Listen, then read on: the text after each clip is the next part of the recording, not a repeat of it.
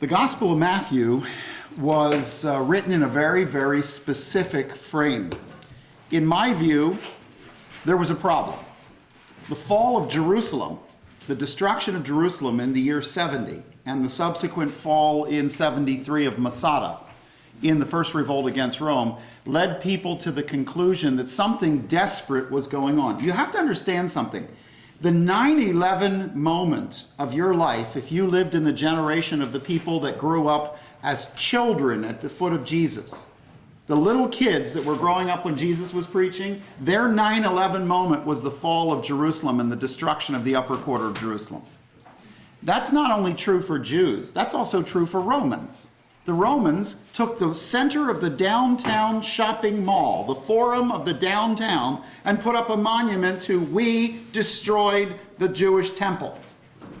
So if you're thinking, well, that's just a marginal people, it's not. It was so important. They put the marker right in the downtown.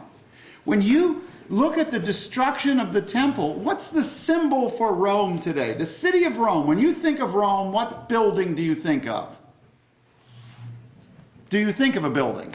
Colosseum. The Colosseum, which was paid for by what? The money looted from the destruction of Jerusalem. So the fall of Jerusalem gave them the Colosseum, which from that day till now is the symbol of the city. Matthew's gospel is written in response to the shock, both among Jews and among Gentiles, that the temple was destroyed and the Jewish people and their cultic center was destroyed. I mean, you guys have done it. You have done it. You have gone for hours looking at what God said he was going to do for the Jewish people. Imagine your theology was shaped around the prophets you've been studying. I'd like you to imagine that. I'd like you to imagine it so much that it happens, okay? But imagine your theology is so shaped around what does it feel like God promised? God promised a Messiah. God promised one who would come from the shoot and branch of Jesse, that would come and sit on the throne of David and bring peace and prosperity to the Jewish people. Every man would sit under his own fig tree and have his own vine, and there would be peace and there would be happiness. And now the Jewish people are dispersed and stomped on. And not just dispersed, they're dispersed so badly that the temple cultic center is crushed. Tell me that wouldn't really rock your theology if you were a prophetic-oriented Jew. Tell me that wouldn't really hurt the Christian message if it seemed like the very first campaign of Christianity, the very first campaign of messianism among Jewish people was failing. Jews weren't coming to Jesus. So here you have all these prophets that say, I'm going to send a Messiah. He's going to raise up the Jewish people. And the Jewish people aren't accepting Jesus. What does that do? How do you explain it? Well, Matthew takes on the task after Mark's gospel of explaining, how does this work?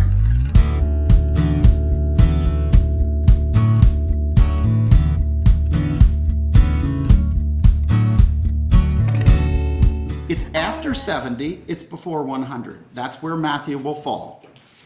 His problem is to try and explain how God is doing what he promised. Do you all remember what, well, you haven't studied in Romans yet, but you'll get there. In Romans 9, 10, 11, Paul will take on this very subject. How do we deal with the fact that God has been faithful to Israel when Israel has a squashed temple? And in fact, by Romans, it hadn't yet happened, but it was almost about to happen. There was a falling away. What do we do with the difficulty of God fulfilling his promises in the Jewish people if, in fact, the Messiah is not being picked up by the Jewish people? What do you do if there's a promise to the Jewish people, but they don't see it? They don't want it. They don't accept it. It looks like Jesus, right out of the gate, had his first campaign among the Jews, and it failed.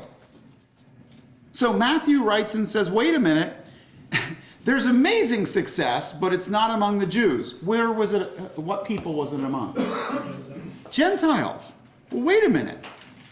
How do we revolutionize our thinking? Well, your choices are A, replacement theology. You can out with the Jews, in with the church, and rewrite Israel into church everywhere in the prophets, and many, many Christian theologians did it, and many do it today. Some of the best books on my shelf are written by people who whenever they see Israel in the Old Testament, they put church. And they just say, well, the believer. And the believer was called that then, and the believer was called this now, and that's how you do it. It's very simple. It's easy to do. It's wrong, but it's easy to do. The other way you could go is say, wait a minute. God had a two-part plan. He had a Messiah suffering like Joseph, and he had a Messiah reigning like David. And Matthew actually is trying to explain to you how Jesus came, proposed himself to the people of the Jews, was rebuffed and rejected by their leadership, crucified, but has made himself available to come back and fulfill the Jewish program. What is my evidence that that's what he's doing? Because after Jesus has been crucified, after Jesus is raised from the dead, when Luke records the book of Acts, the disciples ask him, when will be the rise of Israel? If it's clear to them that Israel's gone and the church is in, why are they asking the question in Acts chapter 1? Why aren't they on the new page? They've got Jesus raised from the dead. Maybe the kingdom's all spiritual now and not physical? Wait a minute, they still think a physical kingdom is coming. So it seems to me that Matthew is written with the idea that the Jewish rejection of Jesus wholesale by their leadership should be seen in a different perspective. And that's what Matthew's trying to do.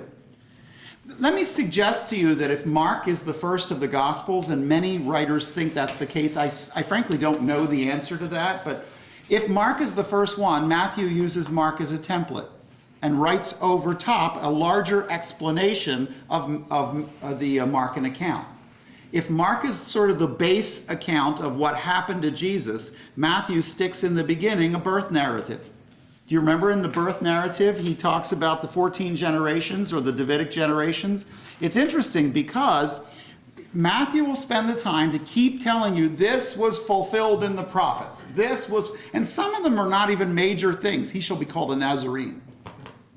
Out of Egypt have I called my son.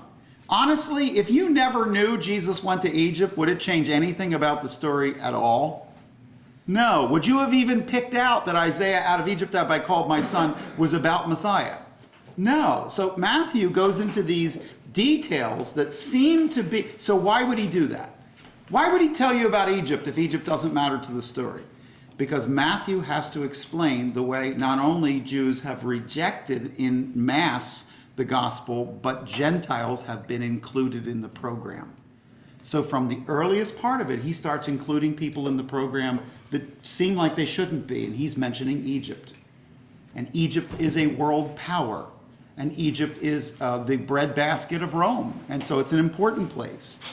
The Gospel of Matthew is a biography with a purpose. It's a polemic biography. It's not as sharply drawn as John is in polemicism, but it is a teaching biography. A polemic biography just means it's a biography to teach a point. And the point that he's trying to make is that God has been faithful to the Jewish people. He hasn't just whipped up this Christian message out of a Greek Messiah. This is in keeping with what God said the prophets were going to bring. And that Jesus literally fulfills the responsibility as the Jewish Messiah to be the suffering servant, and someday in the future will fulfill that responsibility as a reigning king. That's Matthew's position, as I see it. Interestingly enough, did you notice, we skipped over when we were talking about this, but did you notice that there are 4 women in the genealogy in Matthew? If you look at the genealogy in 1:1-17, you will find Tamar, Rahab, Ruth, and Uriah's wife are all in the genealogy. Why would they be there?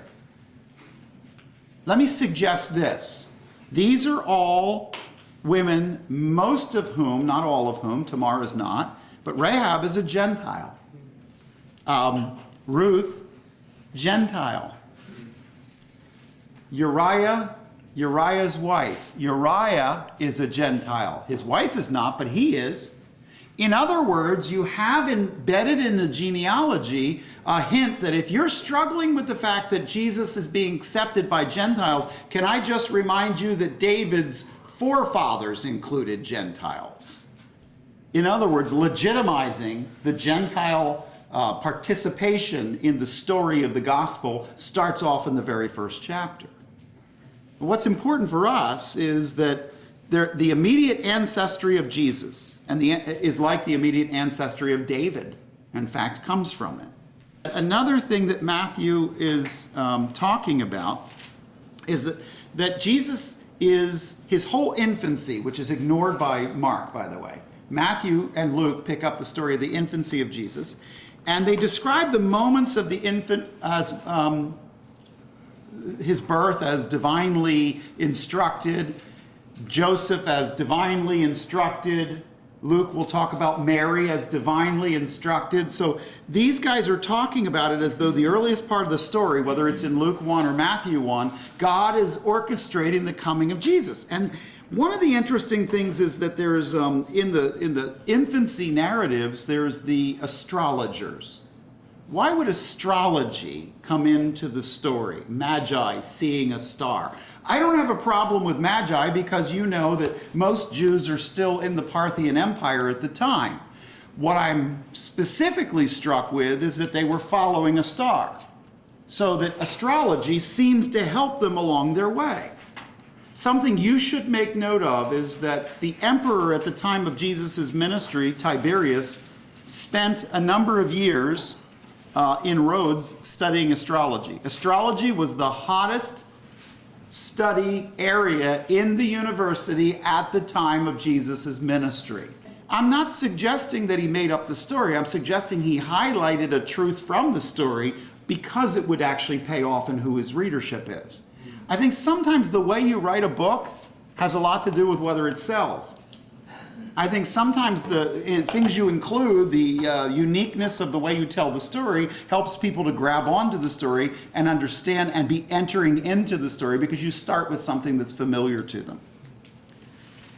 Did you notice that Matthew also goes on in Matthew 2 and gives you the slaughter of the innocent babies? I was struck by the fact that there is in Alexandria, Egypt, a papyrus that was found, plural papyri. It is a well-known piece of ancient history. You can find it in selections from Greek papyri. And it's a personal letter from a husband in Alexandria who's writing to his wife, and it's written in 1 BC. We have the letter. And this letter says, I know that you're pregnant, and if the child is a boy, let the child live, but if the child is a girl, let it be exposed. The reason I mention that is that there is a callous indifference to childhood during the time period that we're studying. In fact, if you were to look closely, there's the Shepherd of Hermas is an ancient text that is written from about this time, and it says, "He who brought me up sold me to a certain Rhoda in Rome." Later on, about 100 years later, Justin Martyr writes as an early church writer and says, I want you to know that he speaks of the practice of exposing unwanted children and letting them die. Now, in our modern sensitivities, we're going, that's ridiculous. How shocking. How could you take a baby and leave it out exposed to the elements until it dies and then bury it? But it was what was going on. We have a number of people writing, assuming this is happening. So when you see in a modern country people that kill the girls and let the boys live, this is something that went on in the ancient period, and we know of it from the time of Jesus. So I guess what I'm saying is when Matthew wrote this, it didn't seem as blatantly shocking as it does to us. The idea of slaughter of babies in order to preserve a kingdom seemed perfectly normal to people at the time. And I'm not saying nobody cared, I'm just saying it was reasonably normal. I told you there are 5 major sermons in Matthew. Many writers say 6. I'm saying the same thing. The question is whether or not 23 told on the "you might be a Pharisee if 8 woes to the Pharisees" is hooked to the same sermon as 24 and 25, which is when he sits down on the Mount of Olives. I have them as 1 sermon. Most people have them as 2. So in gospel commentaries, you will see 6 major sermons. It's the same thing. It's just the way they divide up the last sermon into 2 instead of 1. Because one was given on this mountain and the rest of it over there. I have it as 1 sermon because it's the same day. Maybe you want to make it 2 sermons on one day, and I'm okay with that. But the Gospel of Matthew is really set up to do something Mark didn't do. Mark was interested in giving you the base sequence of the actions of Jesus, the works of Jesus. But Matthew gives you the words of Jesus and actually helps to fill out the idea of Jesus being not just a savior, but a great master teacher. If you didn't have Matthew, you wouldn't know what an incredible, brilliant master teacher Jesus was. It's the only one of the Gospels that really highlights. So I want you to picture it like this. There are these 5 or perhaps 6 sermons, and between them a series of events randomly chosen largely from Mark's Gospel and other sources at the time and dropped in between these major sermons. The first sermon is the Sermon on the Mount. Don't just cross off, so he went up in a mountain. Understand that Matthew is making him a teacher like unto Moses, because Deuteronomy 18 promised a teacher like unto Moses. He's making him a teacher like unto Moses, so he goes up into a mountain. Why? Because Moses is associated with the teachings from a mountain. And so you start off with that. Deuteronomy 18.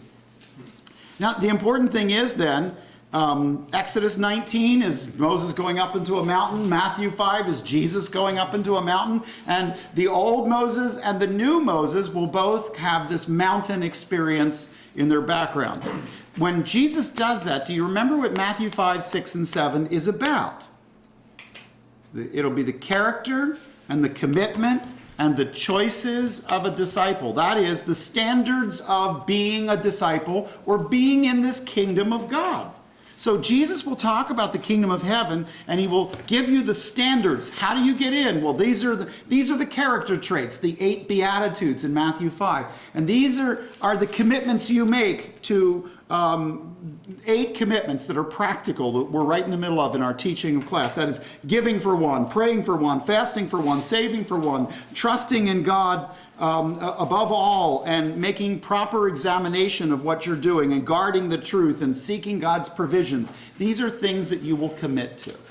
We're going to look at those a little bit later in class. In chapter 7, he's going to draw out these 4 choices of a disciple. He's going to say, there are 2 gates. You got to choose the right gate. There are 2 trees. You have to evaluate by the fruit, the root, right? There are 2 confessions. Some will say, Lord, Lord, did I not do this? Depart from me, you never knew me. And others will be a part of my kingdom. There are these 2 foundations. A wise man builds his house on the rock, and the foolish man on the sand. And he gives 4 different choices at the end of his sermon and ends with an invitation. And so in Matthew 5, 6, and 7, what we have is this captured standard of what he's looking for. Now, right after 5, 6, and 7, there's a series of incidents through chapters 8 and 9 to get you all the way to chapter 10, which is the second of those big sermons.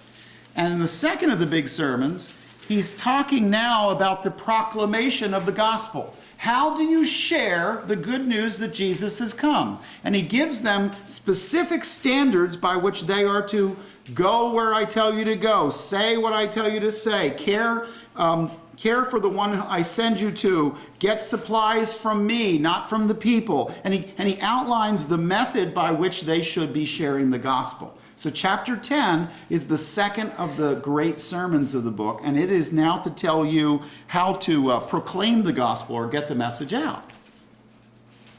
Chapters 11 and 12 are some short narratives drawn almost exclusively from Mark, I think.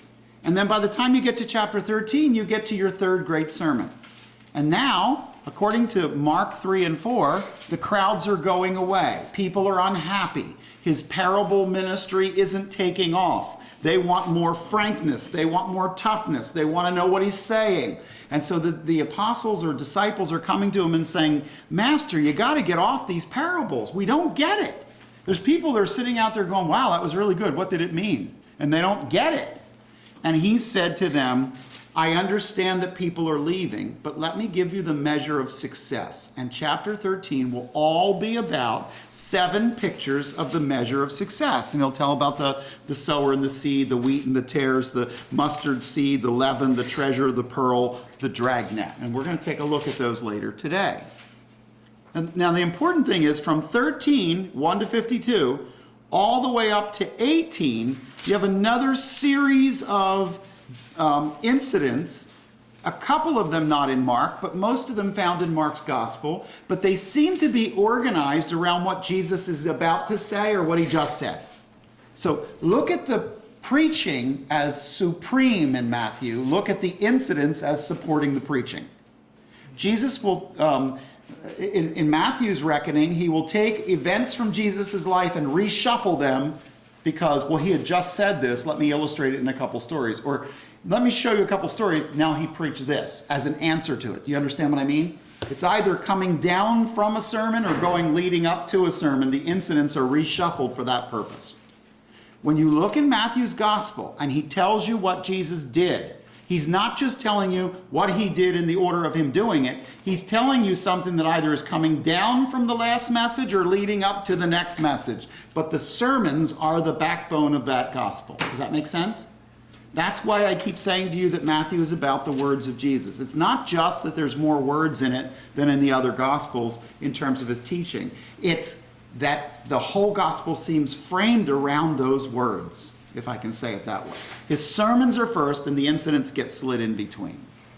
I often like to say there are sermons and then the incidents are peanut buttered in between to hold it together. Okay, so when you move forward from 13, what's the next great discourse? This will be in chapter 18. And by now, he's talking about some of the problem between the disciples. And he will talk about things like the priority of reaching the lost one, leaving the 99 and going and finding the one. Or he'll talk about the unforgiving debtor in that frame. And then he'll say to them, I need you to understand how often it is necessary for you to forgive your brother. And he'll say, 70 times 7. In other words, keep on forgiving. And what he's doing is he's framing what life in the kingdom should be like and how relationships in the kingdom should be and what should be the priorities. Every church I know in the 21st century is struggling with Matthew 18. It's not just that we don't always get along. It's not just that by this will all men know you are my disciples if you love one another, and we can't seem to love one another. It's also, should we be putting more emphasis on evangelism? What do we do for the 99 while we're off getting the one? And this balance of Matthew 18 is a critical balance for how the believers should behave through the centuries. Let me fast forward. It's interesting because after that, Jesus becomes, he tells a parable of the wicked tenants, and he says this, I tell you this, the kingdom of God will be taken from you and given to a people that will produce a proper fruit. So it sounds like Jesus is moving the game, right? All right, you Jews, you're not accepting me? The kingdom of God will be taken from you and given to another generation. There are 2 ways to read that. It can be given to another people, Gentiles, but that's not what he says. He says it'll be given to another generation. If you do it grammatically, it means of your people. In other words, I'll be back to finish up my work with you Jews. Right now, I've got a people to reach in the meantime. And that's what Paul will argue. You're going to see it referred to a number of different ways. He's going to talk about, particularly in chapter 12, he talks about an evil and adulterous generation craves a sign. The men of Nineveh will stand up against this generation. This is 1239, 1241, 1242. The queen of the south will rise up with this generation. And he's talking over and over and over about that is the way it will also be with this evil generation. He's talking about the generation of people as opposed to the people as an ethnic group. The way replacement theologians read chapter 12 is that Jesus disses the Jews and replaces them with Gentiles. I read it that he replaces that generation of Jews with a future generation of Jews that he will address later, and in the meantime he will address Gentiles. My evidence for that, all Israel will be saved in Romans 11. I hang on that if he says that you're done, then Israel isn't going to be saved. And here's my problem. Then the prophets and their words do not come to pass in reality. Now we must spiritualize. Now the entire text goes allegorical, and that's how you get there. Then suddenly red means this, blue means this, and nothing means what it says. And that's the problem. Good question. Okay, so we've gone all the way through chapter 12 as a hinged chapter. And when we go through that, Linda, I'll try to make that more clear. Okay, Matthew's readers thought this meaning was very plain. The early church understood, many of them, that Jesus was going to have a 1,000-year reign after he was raised and ascended. A fellow by the name of Papias wrote, the next generation after the disciples, Papias writes, and then Eusebius, or Eusebius, later on says he's a stupid man because he actually believes 1,000 years are going to literally happen. But the next generation after the apostles, we have solid evidence, believed that a millennium was going to happen. It's the third generation, the one after them, that said, no, they're all wrong, it's all spiritual. So after the disciples, but before the rise of the replacement theology, between there, we have evidence that they understood it just as we're teaching it now. That there was a future time.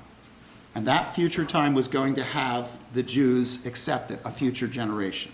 So was that specific to one of the early disciples? I mean, the third generation, was that a specific teacher? You know what I mean? Yeah, what I think happens is Polycarp writes, and he was a disciple of John.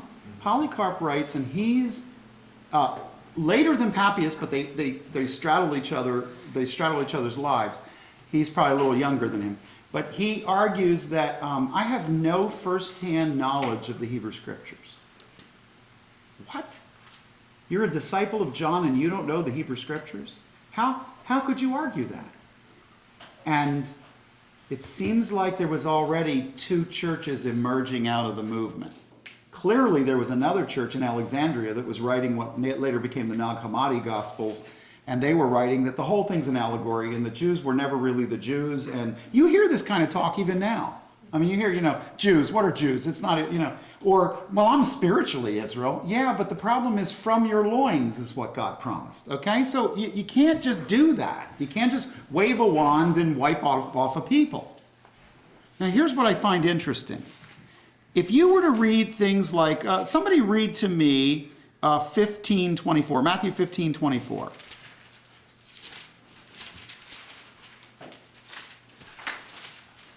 But he answered and said, I was sent only to the lost sheep of the house of Israel.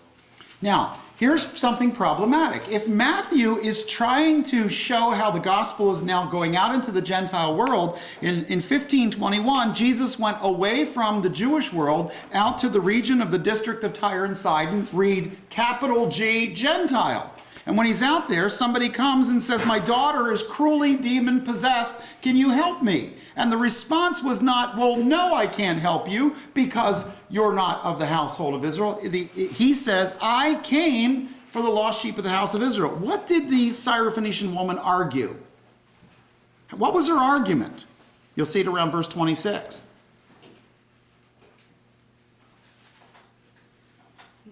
It is not good to take the children's bread and throw it to the dogs. And she said, yes, but even the dogs feed from the crumbs. In other words, she understood her position was beneath God's work through Israel at that point.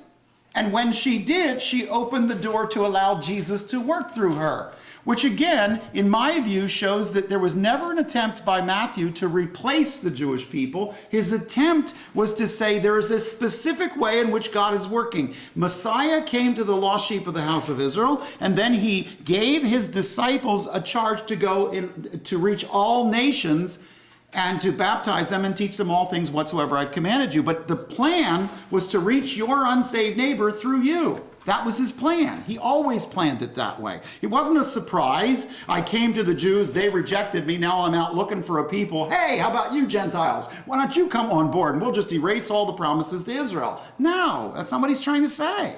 He's trying to say, I know why I came, I know what I'm here for, and when you recognize what I'm here for, then I can work with you. And if you don't recognize what I'm here for, then I've got a real problem.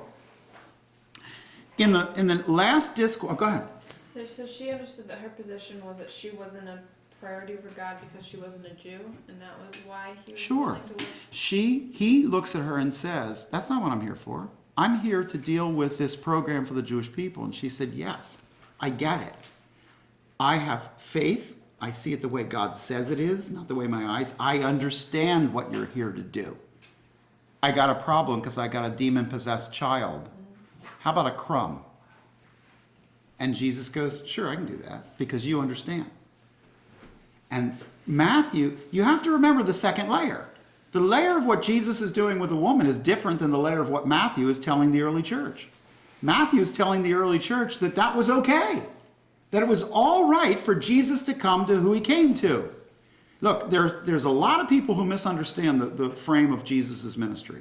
Jesus walked right by major Gentile cities and never gave the gospel on his way to a small Jewish village. Why? Because he knew what he was there for.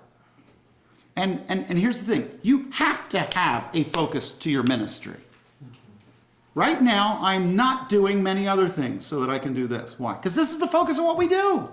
I'm great with the fact that other churches in town have other plans. I think somebody ought to have a great, stunning worship team. I'd like to have it, but we just don't right now, and that's okay. I think somebody ought to have the best end-all, be-all Sunday school of all time. We don't really have that. I'm okay with other people having other things. You got to pick something, and you got to know what it is. And you got to not try to do everything for everybody all the time, or you won't do anything for anybody. In many foci, there's nothing but blur. You got to focus on something and do it. And Jesus knew what he was there to do. And when she saw it the way it was from heaven's understanding, she had faith. Faith is seeing it the way God says it is, God glasses, not the way my eye sees it. So she spoke some very good words. All right. Now, what I want you to see is right after that you get down to the last of these. You have another couple of arguments that go on. And in fact, an evil and adulterous generation seeks after a sign comes up in 16:4. So you see it again. I'm not giving this generation any other sign but the sign of the prophet Jonah. Interestingly enough, Jonah is the only prophet of the minor prophets that comes from Galilee, near Nazareth, from Gat-Hefer. All the other prophets come from the south. They're all southerners. He's the only northerner of the bunch. And what's interesting is Jesus says, he's the only one I'm going to follow after. I'll show you a sign just like his. Well, the sign of the prophet Jonah has to be one of two things. Stuck inside the belly of the whale or preaching to Nineveh, since those are the only two acts in the 4 chapters of the book that we can imitate, or arguing with trees and gourds. I mean, if you want to really get down to, yes, I will show you that I can argue with gourds and wither them. I don't know what else he would be talking about. So they're supposed to understand the biggest act of Jonah was down into the ship, down into the sea, down into the belly of the fish, vomited out onto the land. That is 3 days and 3 nights, okay? But interestingly enough, you have the final exam of the disciples in 16, you have the transfiguration in 17, and we're going to go through these systematically. And then when you get to 18, he's going to deal with that whole life in the kingdom, as we said. Now, after that, 19 and 20 tell you the story of the Perean ministry, and 21 picks up the story of his trip up to Jerusalem. And by the time you get to the last of his great sermons, I have it as 1 sermon, others have it as 2. Matthew 23 has 8 different statements that are called woes. And basically what they are is this. You might be a Pharisee if, taking off of the you might be a redneck. You might be a Pharisee if. And we're going to look at each one of these specifically. But the bottom line here is that if you're the kind of person that is described by any of these 8 characteristics, your heart isn't what it should be. And you are following blind guides and becoming like them. And I take you now to Matthew 23:36. I say to you, all these things will come upon this generation. Now, I want you to understand, why did he say that? He says that the blood is going to spill in the streets of Jerusalem, and all these things will come to this generation. Who experienced the fall of Jerusalem? The generation listening to him. The children that were walking around at that time are the ones who die by the sword as Rome collapses the city.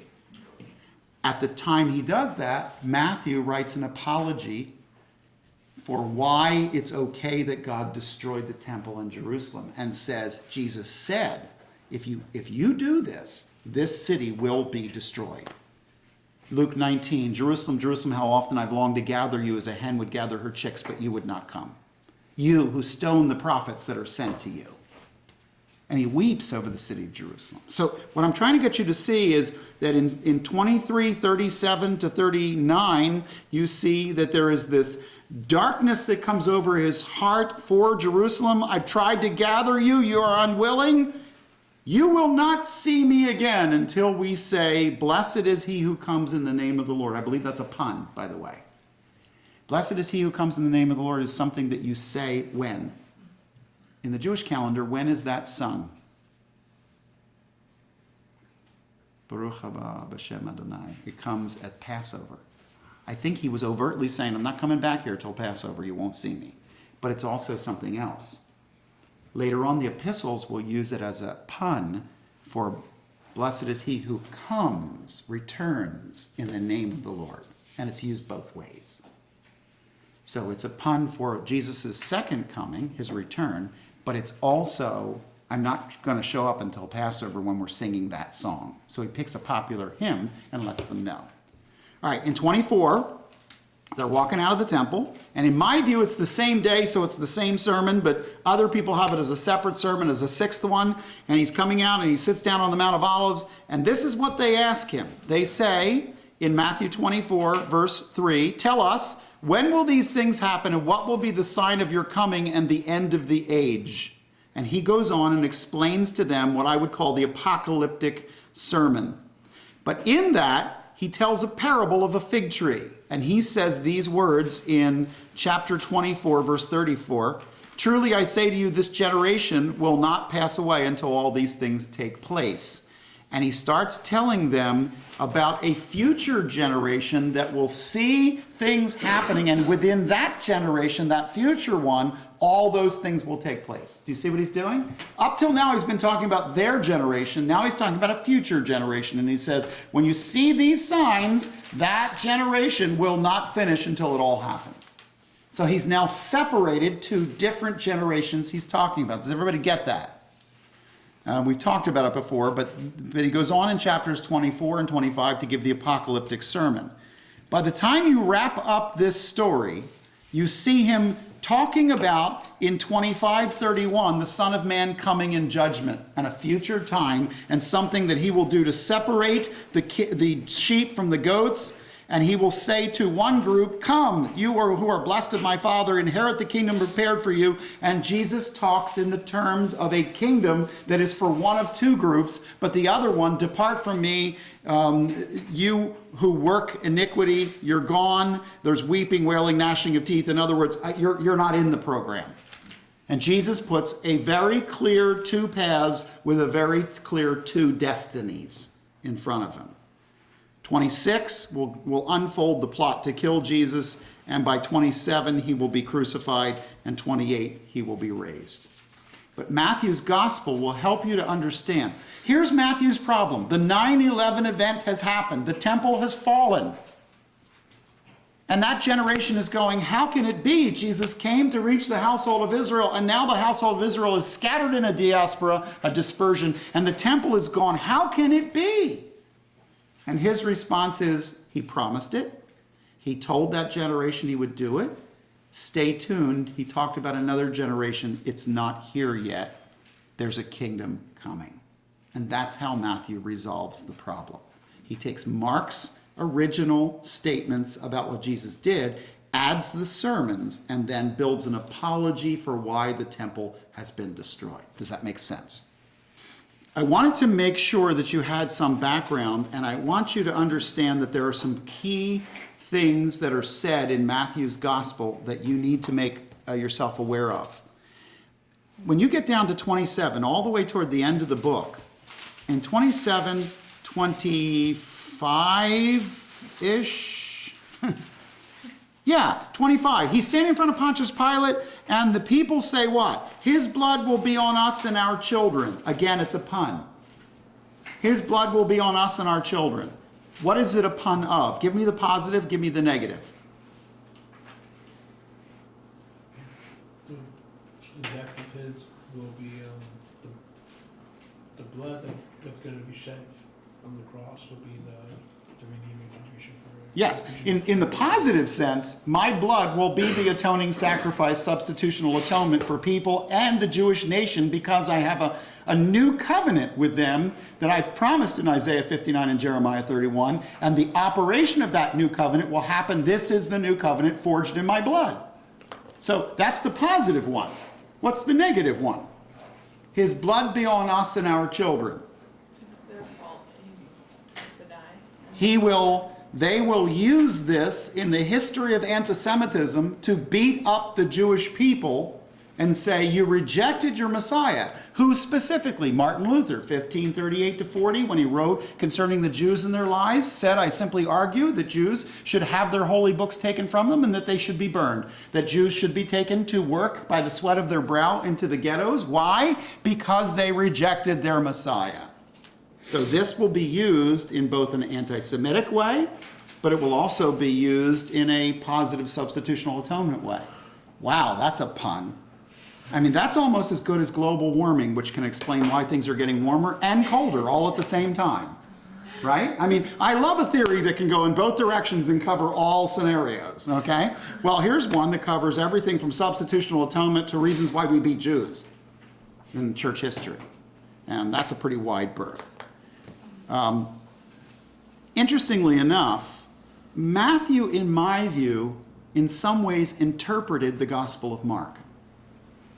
There is this phenomenon. It goes on at the end of the writing of the Hebrew Scriptures. In my view, Chronicles is the Spirit of God interpreting 1st and 2nd Kings. In my view, Mark lays a foundation and Matthew interprets it because of the light of a 9/11 event, a terrible cataclysmic event, the falling of the temple. Central to Rome's identity will be the Colosseum, built from the money of the destruction of the temple. And as a result, that will be at the heart of Rome. That will also be at the heart of how does the Christian message go out now that the Jews have been wiped out. And you have to remember, until basically the regathering of the Jewish people began in our time, there really wasn't any reason to think that they would be regathered. That's part of the remarkable reality of our day. We're seeing the regathering of unbelieving Jews. And that seems like a precursor to a literal fulfillment, doesn't it? Now, the truth is, it's not difficult to find the 15th and 16th chapters of Mark reproduced in Matthew. He almost takes the end of the book verbatim. And he's not interested in vast comments about that. There are some Mark-free, I'm going to use this kind of like fat-free, right? Okay, there's some Mark-free passages in Matthew, like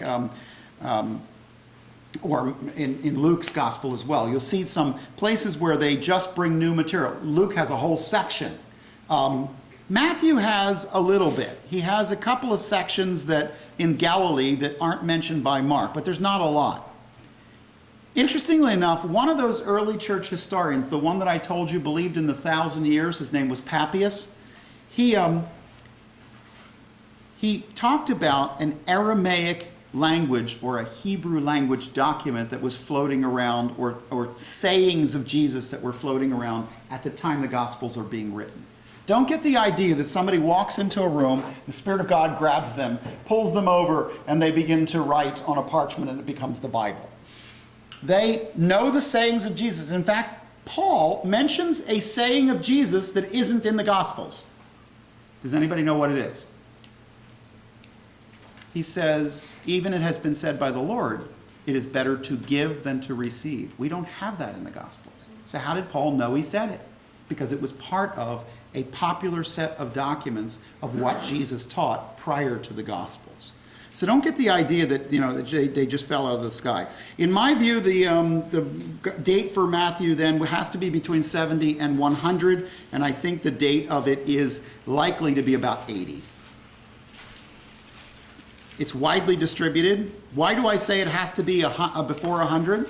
Because the wide distribution of Paul's epistles is not recognized in Matthew's writings. But Paul seems to refer back to Matthew.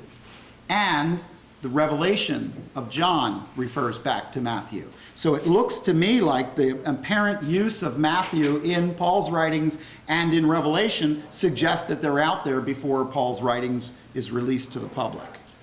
It may be earlier than that, but that's what many would say.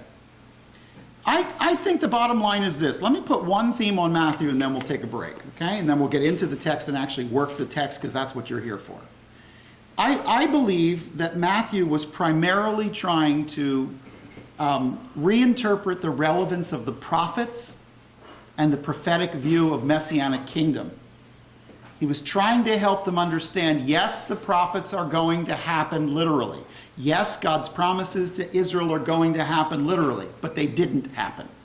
And the Jews seem to be destroyed, and the temple seems to be knocked down, and how can it be? And he says, I'll tell you how it can be. Go back and look at what Jesus said about that generation, and then a future generation, and you'll understand that there is a gulf fixed between those two generations, and we are living in the framework between the two. Where else do you see that? You see it in Daniel.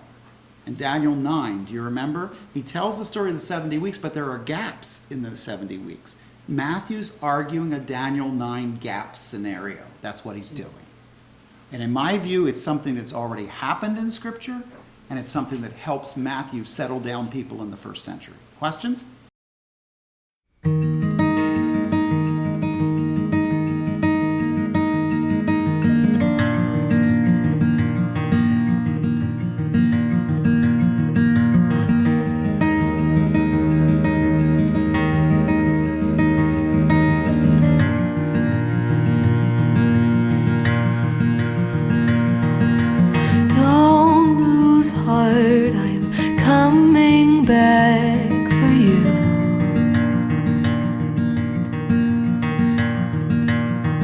I went away to find a place for two.